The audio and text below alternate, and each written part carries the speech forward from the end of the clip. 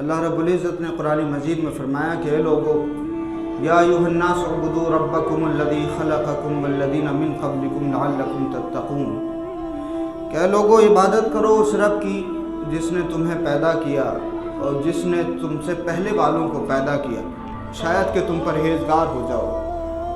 پھر اللہ فرماتا ہے کہ اس رب کی عبادت کرو جس نے تمہارے لیے آسمان کا شامیانہ بنایا، اس رب کی عبادت کرو جس نے تمہارے لیے زمین کا فرش بچھایا، وَأَنزَلَ مِنَ السَّمَاءِ مَاءً فَأَخْرَجَ بِهِ مِنَ الثَّمَرَاتِ رِزْقًا لَكُمْ، اور اس رب کی عبادت کرو کہ جس نے زمین کا فرش بچھا کر کے آسمان سے پانی نازل فرمایا، وہ پانی زمین پر آتا ہے، پھر اس میں سے پھل نکلتے ہیں اور وہ سارے کے سارے پھل تمہارے لیے۔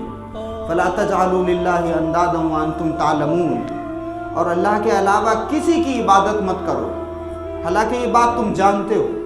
تم یہ جانتے ہو کہ ہم یہ رات میں صبح تک جو اٹھتے ہیں، رات میں سو کر صبح میں، یہ قدرت ہمارے رب کی ہے۔ تم یہ جانتے ہو کہ یہ رزق ہمیں اللہ نے عطا فرمایا ہے۔ تم یہ جانتے ہو، اللہ نے فرمایا کہ تم یہ جانتے ہو کہ یہ زمین و آسمان اللہ نے بنائے ہیں۔ تم یہ جانتے ہو کہ یہ دن و رات اللہ نے بنائے ہیں۔ تم یہ جانتے ہو کہ یہ سورج کا نکلنا اور چاند کا نکلنا یہ نظام میرے رب کا ہے، لیکن اس کے باوجود بھی تم میری طرف نہیں آتے۔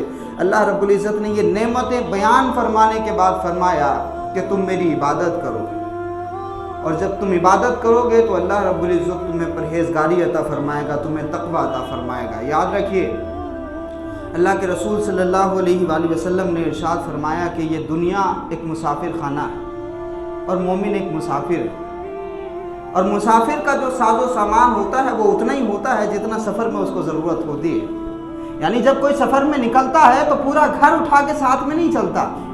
ہر مسافر کی ایک عادت ہوتی ہے کہ جو سامان سفر کے لیے بہت زیادہ ضروری ہوتا ہے بس وہی سامان اپنے ساتھ میں رکھتا ہے۔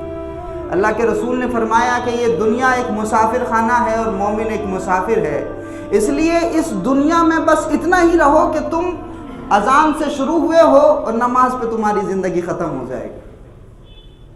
تو یہ دھیان میں رکھ کے اپنی زندگی کو گزارنا ہے کہ ہم دنیا میں قیامت کا اعلان کرنے کے لیے نہیں آئے ہیں۔ ہم سے بہت پہلے لوگ ایسا سوچتے تھے کہ ہم نہیں ہوں گے تو دنیا کی رونقیں ختم ہو جائیں گی، لیکن وہ سارے کے سارے قبرستان میں دفن ہیں۔ وہ نہیں ہے لیکن دنیا باقی ہے، اور ہم یہ سمجھتے ہیں کہ ہم نہیں ہوں گے تو دنیا کی رونق ختم ہو جائے گی، دنیا ناپید ہو جائے گی۔ ایک وقت ایسا آئے گا کہ ہم نہیں ہوں گے اور دنیا اپنی ردم میں چل رہی ہوگی۔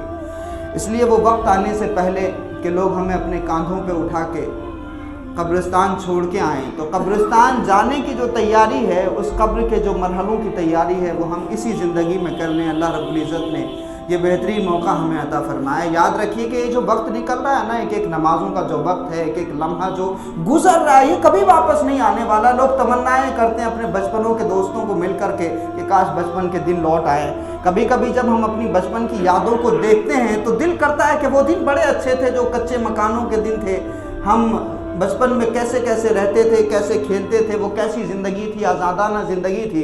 انسان سوچتا ہے، جب بھی اپنے ماضی کی طرف پلٹ کے دیکھتا ہے تو انسان سوچتا ہے کہ وہ دن بڑے اچھے تھے، لیکن کبھی بھی وہ دن پلٹ کے زندگی میں واپس نہیں آنے والے۔ جو لمحہ گزر گیا وہ گزر گیا، اب واپس نہیں آنے والا۔ اور جو لمحہ اللہ کی عبادت کی یاد میں رہا تو وہ لمحہ تو زندگی ہے، لیکن جو لمحہ خدا کی یاد سے غفلت میں گزرا وہ لمحہ تو موت ہے۔ اس لیے اگر زندگی میں ہم نے ایسے لمحات گزارے ہیں جو خدا کی یاد سے غفلت میں تھے تو اب توبہ کریں، اور اب کم سے کم یہ ارادہ کریں کہ اب کوئی لمحہ اللہ کی یاد سے غفلت میں نہیں گزرے گا۔